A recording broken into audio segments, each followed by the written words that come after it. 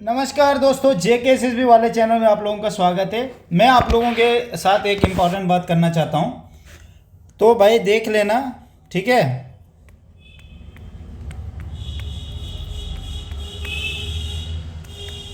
मैं कुछ लिख रहा हूं।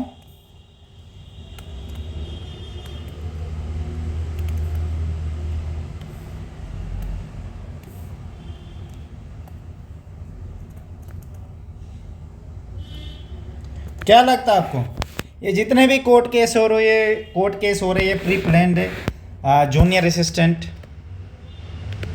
ठीक है, JKPSI या जितने भी नायब तहसीलदार के ऊपर और कौन करा रहा है?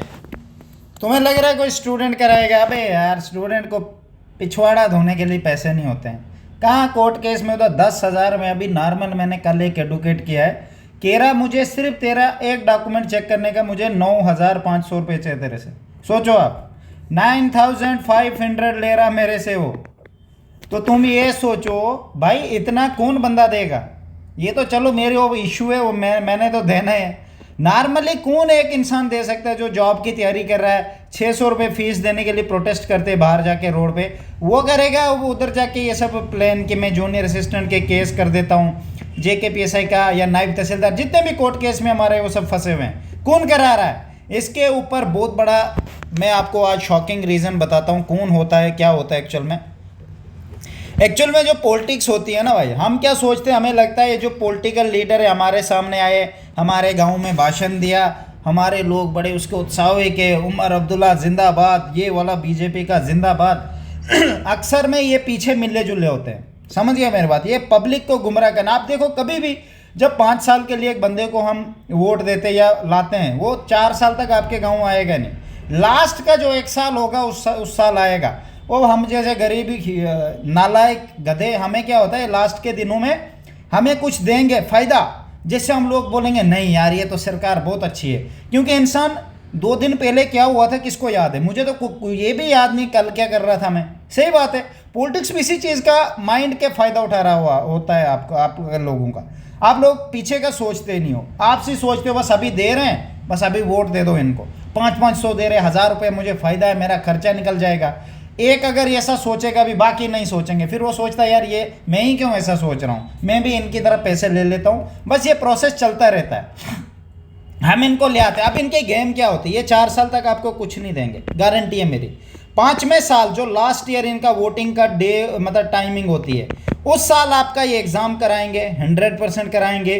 कितने कोर्ट केस में फंसे हुए हैं वो सब बाहर चीज़ें निकालेंगे कोर्ट केस से। बाद में आपको एक बात बोलेंगे कि इस दूसरी पार्टी ने आपके केसेस देखो कोर्ट में ठोक दिए थे, अब हम निकाल रहे हैं। ऐसा कुछ भी नहीं होता, मेरी बात ध्यान से सुनना। अगर जो भी अभी पार्टी हमारे JNK में CM है उमर अब्दुल्ला साहब है, अगर इन्होंने ये जॉब्स निकाली है तो मैं गारंटी देता हूँ, या इन्होंने ही या दूसरी पॉलिटिकल पार्टीज़ ने उनको उनके ऊपर कोर्ट केस करा के वो वैकेंसीज़ को फंसा रखा हुआ है, ताकि इनकी पार्टी के लिए आपको हेट बने। ऐसा मैं प्रेडिक्शन कर रहा हूँ। या ऐसा भी हो सकता है कि उमर अब्दुल्ला ने निकाली और उन्होंने खुद ही फंसा दी। उनको पता है कि हम 4 साल तक इनको कुछ दिन नहीं देंगे, लास्ट का जो 1 साल होगा उसके बीच में हम लाएंगे, ताकि शोर मोर ज़्यादा हो, पब्लिक ज़्यादा उत्साह हो, तो बोलेगी ओ यार पुलिस की 35,000 वैकेंसी आई है, जूनियर असिस्टेंट की और निकल रही है, ये देखो कितनी अच्छी सरकार है। फिर वो जैसे वैकेंसियाँ निकलेंगी आगे फिर ये फंसा देंगे, और आप लोग ये गुमराह रहते रहोगे, आप बूढ़े हो जाओगे, कभी भी इसको नहीं समझ पाओगे।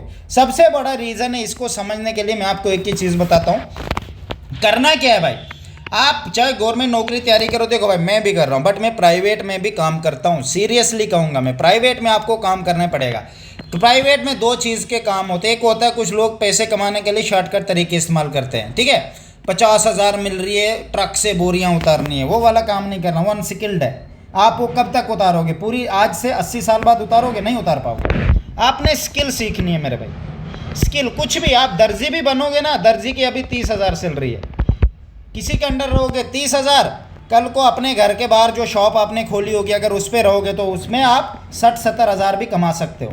ठीक है भाई, बैठे बैठे आराम से आपकी फैमिली अंदर बैठी है, बाहर आप काम कर रहे हो, कितना मज़ा होगा। अपनी मर्जी से छुट्टी मार दो, कुछ भी कर दो, ठीक है। साथ में तैयारी करते रहो। अगर आप सिलाई करते भी तैयारी करोगे, टेप जैसे मैंने अभी टेप हाथ में सामने रख दिया, क्या फ़र्क पड़ता है? कान में घुसा दो ठूठियाँ, एक साइड सिलाई करो, कर सकता है बंदा। ये होती है स्किल। दूसरी बात, या आप कंप्यूटर ऑपरेटर, कंप्यूटर के बारे में बहुत अच्छी सी नॉलेज ले लो, ये भी बहुत ज़्यादा पीपीटी हो गया और एक्सेल हो गया या वर्ड हो गया, इनके बारे में अच्छी सी नॉलेज लोगे, मैं गारंटी देता हूँ इसमें भी अच्छी जगह पे आप सेटल हो जाओगे, ठीक है।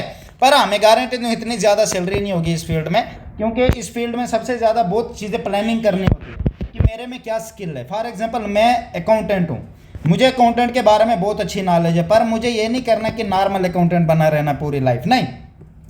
मैंने अकाउंटेंट जीएसटी के बारे में मेरे को इतना नॉलेज होना चाहिए कि सीए भी मुझे बोले भाई मुझे जीएसटी में फंस गया हूँ, ये वाला टैक्स है, पहले का पुराना पेंडिंग है, उसको कैसे मैं अगले में ऐड करूँगा, ठीक है। तो आपको उतनी नॉलेज होनी चाहिए। जीएसटी, आईटीआर हो गया, जो भी है एकदम कण कण आपको पता होना चाहिए। उसमें क्या होता है, सीए को इतनी नॉलेज होती नहीं है, वो नाम के ही होते हैं, मतलब प्रैक्टिकल थ्योरी से पास हो जाता है।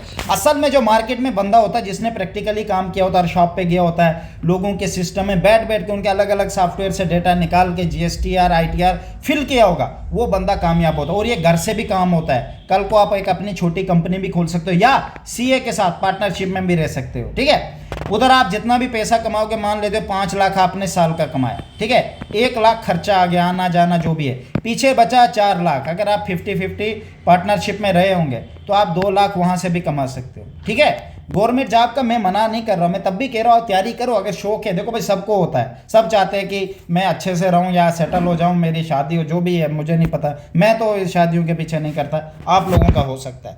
बट ध्यान रखना, स्किल इज वेरी इंपॉर्टेंट मेरे भाई। किसी भी फील्ड में करो भाई, आप कोई भी चीज़ कर लो, पर ध्यान रखना हर चीज़ की प्लानिंग कर लेना। क्या मैं जो चीज़ ओपन कर रहा हूँ इस एरिया में, क्या इस एरिया में डिमांड है उस चीज़ की या नहीं है, लोग इस जगह क्या इस चीज़ को चाहते हैं, अगर जो चीज़ मैं खोल रहा हूँ क्या ये सब ने ऑलरेडी खोल रखी है या नहीं खोल रखी है। प्लानिंग होती है, उसके लिए कॉमर्स में पढ़ाया जाता है मैनेजमेंट सब्जेक्ट, ठीक है। मैनेजमेंट, अब जो बच्चा कॉमर्स का नहीं तो ज़रूरी नहीं वो कुछ कर नहीं सकता, बहुत कुछ कर सकता है, ठीक है। स्किल सीखो मेरे भाई।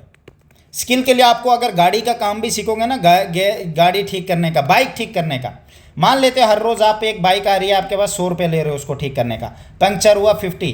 अगर ऐसे ऐसे करोगे ना मेरे भाई, दिन में अगर आपके पास 30 बाइकें भी आएंगे, 20 भी आएंगे, 10 भी आएंगे, तब भी आप 700-800 तो कुछ भी नहीं होता है। जिस हिसाब से मैंने एक बंदे को लगाया था, 8th पास है वो, लास्ट ईयर उसको मैंने गाड़ी के उधर लगाया था, मतलब बाइक शाइक ठीक करने, उस वक्त उसको 8,000 सैलरी दे रहे थे सिर्फ रहने का और खाने का साथ में।